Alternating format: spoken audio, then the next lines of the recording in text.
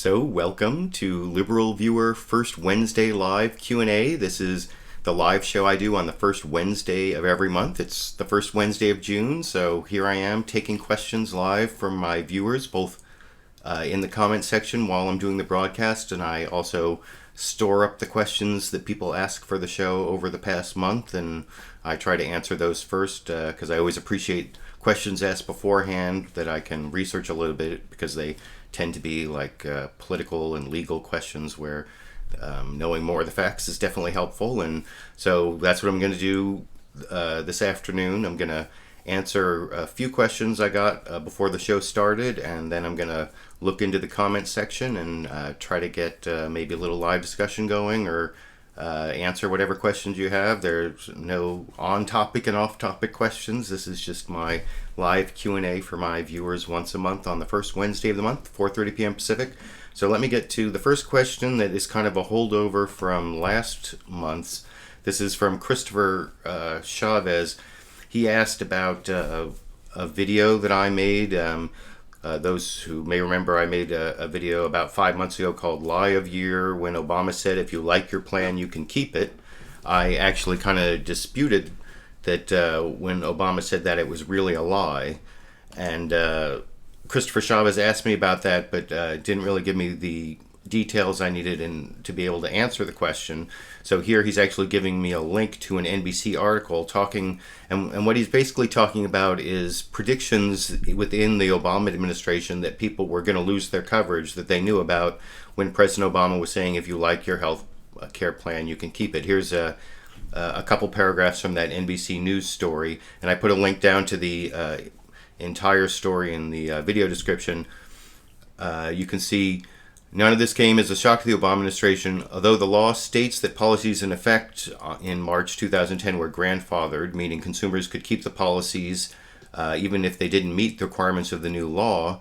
But what they knew before the Obamacare went into effect was that all the regulations were going to make it very difficult for some people to keep their insurance, because any change in what it says, by saying the deductible, the copay, or the benefits, for example, then it wouldn't be the same plan, and so it wouldn't be grandfathered in. But I actually talked about that back in my video, and I put a link down to my video in the video description. If you watch it, I talked about that part of whether it was a lie or not. I said it was an inaccurate slogan because it was just a simplified version of the grandfather clause that said that the government isn't going to take away your health insurance plan or even stop your insurance company from offering it if they want to keep offering it. But it doesn't really guarantee that insurance companies aren't going to decide to change their plans or stop offering the plan that you like. That's the part that people were misled about, but I don't think it's actually a lie. And I think I actually addressed that specifically in the video. So I hope that's a better answer for Christopher Chavez than I gave him on LiberalViewer First Wednesday Live Q&A for May. And so hopefully by now that I've gotten a little follow-up from last month, I've finally answered that question satisfactorily. And I will move on to the next question here. Well, take a little sip of water while this is up. This is actually a private message I got in my inbox, but it's a question for next Wednesday, first Wednesday Q&A. Can you give us thoughts on Glenn Greenwald's new book, No Place to Hide, if you had time to acquire and read it? And perhaps some comment on Secretary of State Kerry's statements on Edward Snowden to the NBC Today program on May 28th. And that I didn't say. And also any update on the ACLU's fight against NSA program. Well, the one part of that I did want to answer. I didn't actually get a chance to see John Kerry's statements about Edward Snowden. But you notice I have this book here, The New Jim Crow. And that is the next book I'm reading. I'm about 2/3 of the way from Loudest Voice in the Room, which is that book from Gabriel Sherman about Roger Ailes and how he built Fox News. And I think I may actually do a book review of that book when I'm done. And then I'm going to read this New Jim Crow about mass incarceration problem in the United States, and especially the racial aspects of it. And I have on order the Glenn Greenwald book, No Place to Hide. I try to support my local brick and mortar bookstores if possible. And so they take up to 3 weeks to get one of these new books. I know I could have had it from Amazon already, but if possible, and since I still have another book I'm going to read before that, so I am planning on buying Glenn Greenwald's book, No Place to Hide, and I do plan on discussing it, but it's going to take me a while before I get to it. And as for what the ACLU is doing in its ongoing lawsuits against NSA spying, I should point out I didn't put a link to this in the video description, but you can always look at aclu.org/NSA. It's a quick link that goes to it changes where it goes to or what's on the page, but it'll always give you like the most up-to-date information on the ACLU lawsuit. So I recommend bookmarking that or just remembering aclu.org/NSA if you want to find out that information. The third question I want to address, it wasn't specifically addressed to me as a LiberalViewer First Wednesday Live question. It was from this guy Smudboy. He posted a link to his video, Help Me Fight Censorship, and he sent me a message about it separately. And basically this is about his lawsuit. Here's a capture of sort of the, are you a proponent of free speech against censorship and the misuse of the DMCA? Well, yes, I am. Then please help by donating. And well, I'm actually going to discuss his lawsuit a little bit. Basically, because he put the case number of his case in the video description of his video, which is available to people on Pacer who have a Pacer account, and I happen to have a Pacer account. I downloaded the full complaint in his case and I read through it, and it's really interesting. It's basically he made a fair use video, which seems like a pretty clear fair use video about someone's gaming video. He was criticizing this gaming video and he took excerpts from it and criticized it, made comments in between each of the little clips to criticize the video, which is pretty much straight fair use. And then the person filed a takedown notice and then withdrew the takedown notice. And what Smudboy is alleging in the lawsuit is that it was that the person knew or should have known that his video was fair use when they filed the takedown. And the key paragraph from the complaint in that lawsuit, I took a little screen capture of it, the paragraph 40. On information and belief, defendant, the person he's suing, knew or should have known that use of small segments of defendant's video for purposes of criticism by plaintiff, that's Smudboy, video constituted fair use and or did not infringe defendant's copyright on the date defendant sent YouTube a takedown notice under the DMCA. So he's saying that because his video is clearly fair use, that the person he's suing knew or should have known that they couldn't send a takedown notice. And I hope that's true. It would be great if that's true, but I don't think that's a clear legal precedent. And one of the things he's doing is he's taking it to arbitration, where I think it's may be even harder for him to get that as a clear legal precedent and get a judge to say that if you file a takedown notice without really investigating if it's fair use, then you are filing a takedown notice in bad faith in violation of the law or making a misrepresentation. And the one reason I hope that that's true, but I don't know if it is that I've been following this big lawsuit, Lens versus Universal, the Electronic Frontier Foundation, and I've put a link down to Universal Music Group's latest brief in that lawsuit.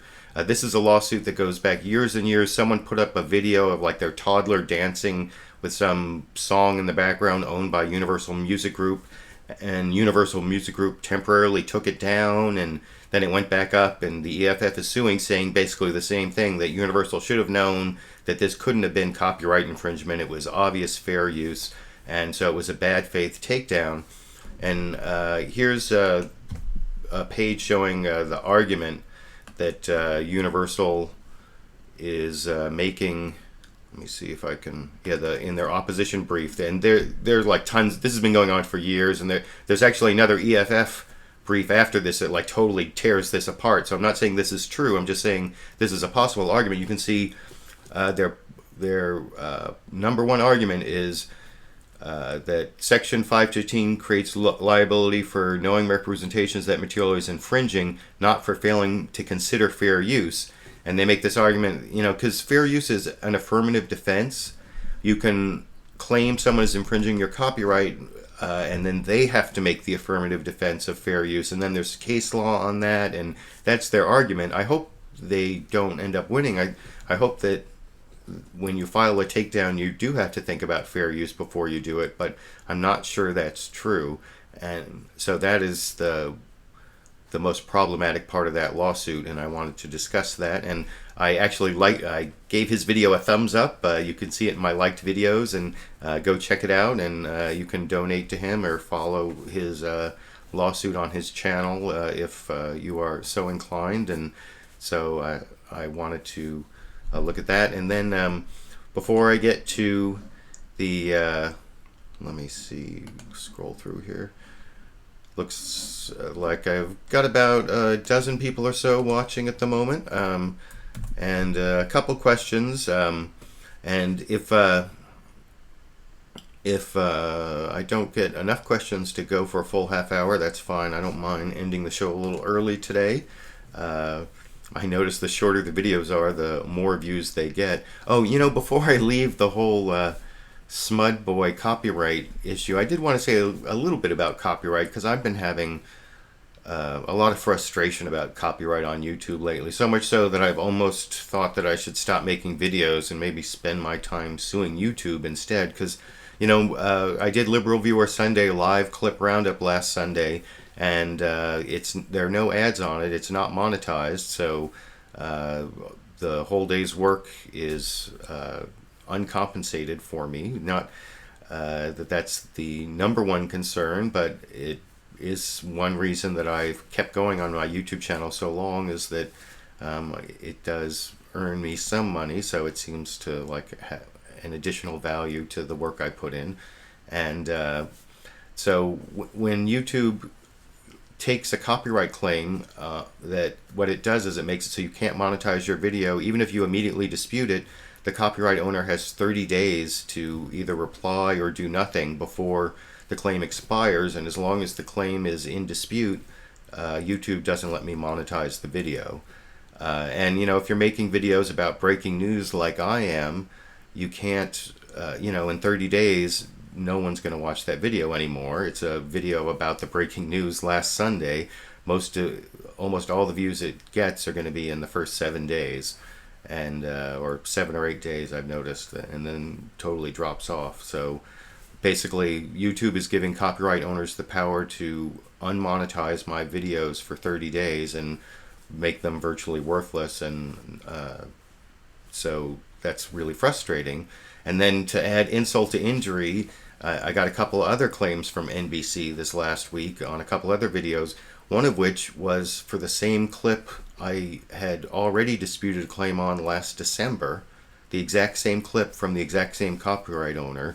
And I mean, that seems even too far for YouTube. So I wrote an angry letter to YouTube. Not that, I don't know, it was a polite letter with some evidence of suppressed anger or frustration in it, I think. But I don't think that's going to do a lot of good. So as long as I was talking about copyright, I just wanted to tell my viewers about my frustration and why it may eventually lead me to stop making YouTube videos if I've been waiting a long time for YouTube to fix this problem. I have one video that went all the way through the takedown process, and I submitted a counter notice and it went back up, and then it's from Universal Music Group, and YouTube has a deal with Universal Music Group where they can take down videos even after you file a counter notice and it goes back up, just based on the contractual relationship between the two of them. And so there's all sorts of bogus stuff going on that I am really frustrated by, and I don't know, maybe I'll be able to tell you more about that by Wednesday in July, but that's my LiberalViewer first Wednesday of June report on that whole copyright issue. Anyway, I noticed before I started the show, there was a question for Pat's Rule 213. What does LV think we should do with foreign aid? Should we keep it or cut it off, and can we afford to keep sending foreign aid? I saw that right before I started the show. I had time to capture it, but not really research it. But I do know that people really overestimate the amount that the United States spends on foreign aid. It's like way less than 1% of the budget, and usually it's really useful and helpful, and is a much more effective way of advancing U.S. foreign policy than the money we spend on the military, in my opinion.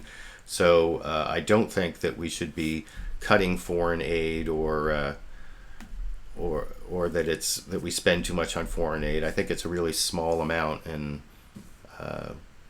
it's actually pretty much effective when we do. I mean, I guess the only foreign aid that I would find questionable is when we give foreign aid to dictators. Like we helped prop up Mubarak for all those years, and I don't think it won us any popularity in the Middle East and or in Egypt, and in a lot of other countries in the Middle East and Latin America, and Central Asia. There are all sorts of places where we support people who don't have liberal values, and that would be the only place where, kind of like Jimmy Carter wanted to put a human rights condition on our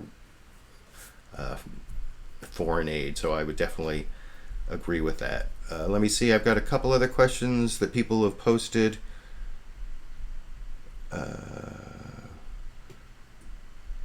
Let's see. Pat's Rules 2 and 3 says, hopefully Smug Boy, but it's Smug Boy, will win his lawsuit. Well, check out his video.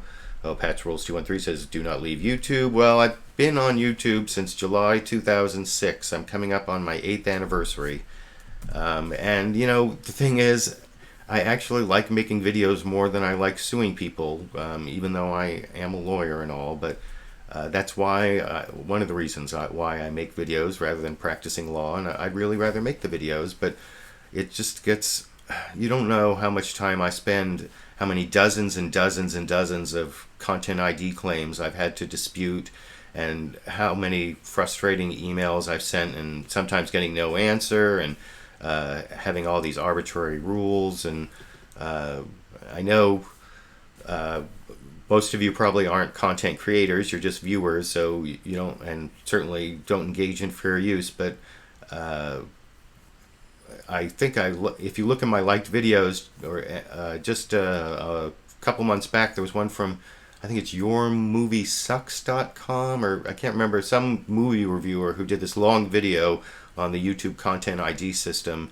and talked about all the hoops you have to jump through and all the way it's biased in favor of the copyright holders. And I don't know, I think YouTube just doesn't care if I make videos or if people like me, the small independent user generated content. YouTube doesn't say broadcast yourself anymore. They, whatever. Let's see. I'm going to look for someone who hasn't asked a question. Oh, let's see. Jamstro says YouTube should employ a function where the video can still be monetized, but the money held in limbo until the copyright claim is resolved.